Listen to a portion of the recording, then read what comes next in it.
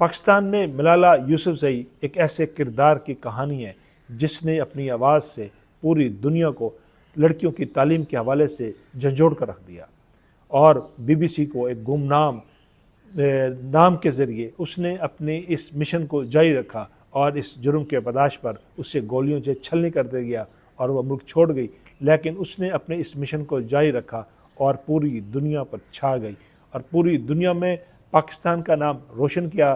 اس کی زندگی کے حالات کیا تھے، کس طریقے سے اس نے اس مشن کو پورا کیا، آج ہم اس ویڈیو میں ان تمام باتوں کا ذکر کریں گے۔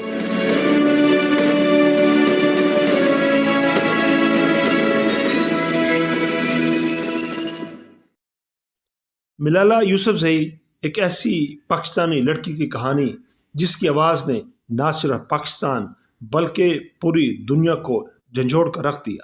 یہ لڑکی نوبل انعام یافتہ ملالہ یوسفزئی ہے، جو طالبان کی گولی سے بچ گئی اور آج دنیا کی کم عمر نوبل انعام یافتہ بن چکی ہیں۔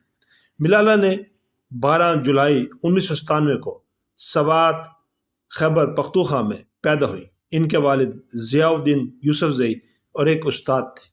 ملالہ بچپن سے ہی کتابوں سے محبت کرتی تھیں اور لڑکیوں کی تعلیم کے حق میں آواز بلند کرتی۔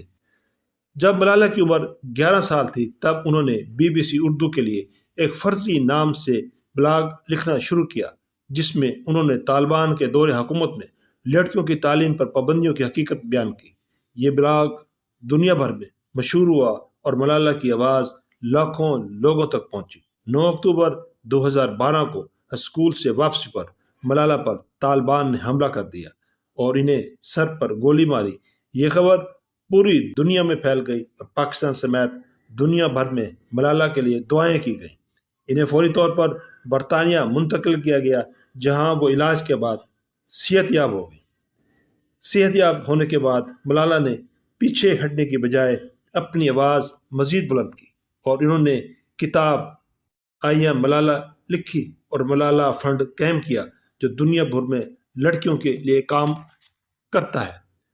2014 میں 17 سال کی عمر میں نوبل انعام دیا گیا۔ یہ اعزاز انہیں بھارتی سماجی کارکن کیلاش ستیارتھی کے ساتھ مشترکہ طور پر دیا گیا۔